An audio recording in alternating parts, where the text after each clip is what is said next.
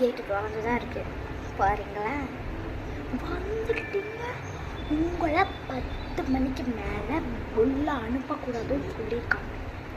நீங்கள் பட்டுக்குள்ளே வந்துட்டீங்கன்னா இப்போ எனக்கு தானே திட்டுவோம். நான் பார்க்குறேன் சொல்லி இருக்கிறதா இங்கே கண்டினியூ பண்ண முடியும். ரொம்ப எமர்ஜென்சினா இப்போ நான் உள்ள போயே ஆகணுமா?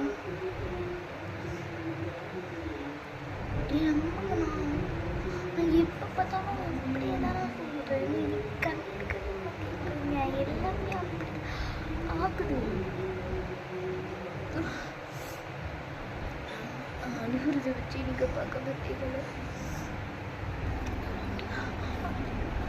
எங்கள்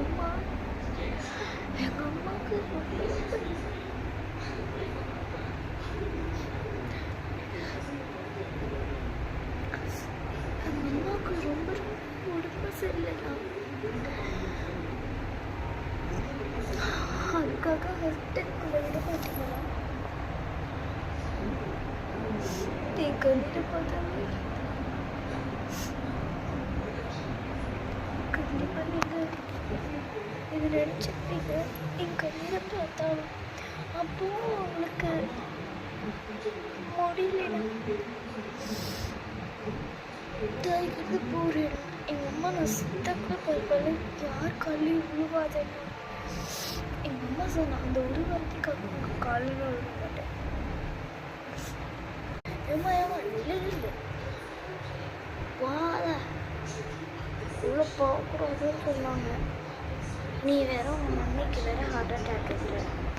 எனக்கும் பாரு மூக்கு எப்படி இருக்குன்னு, என் கண்ணெல்லாம் எப்படி இருக்குது. அப்போ நானாக ஃபீல் பண்ணணும்ல. நான் ஏன் ஃபீல் பண்ணல? இருக்கிறத வச்சு வாழ்ந்துக்கலாம். ஏன்னா எங்கள் அம்மா எப்படியே போயிட்டாங்க. அதனால நான் இங்கே இருக்கிறேன். உனக்கு வேணும்னா நீ போ. நான் அதுக்காகலாம் கவலைப்பட மாட்டேன். சரி, நான் கவலையும் படுவேன்னா கவலையும் படுவேன். நானும் கவலைப்படுவேன். நான் ஐஏஎஸ் ஆஃபீஸர், டாக்டர். எனக்கு ஒரு டாக்டர் ஹாஸ்பிட்டலுக்கு போகுதுன்னா நானே எங்கள் மனைக்கு ட்ரீட்மெண்ட் பார்ப்பேன். ஐஏஎஸ் இங்கே இருக்கிறவங்களாம் எப்படி இருக்காங்கன்னு பார்க்க தான் வந்தேன். எப்படி இருக்கீங்க? இப்போ தெரிஞ்சு ஃபைனான்ஸ். எங்கள் மம்மிக்கு ஒன்றும் ஹார்ட் அட்டாக்ல இல்லை. எங்கள் மம்மி நல்லா இருக்காங்க.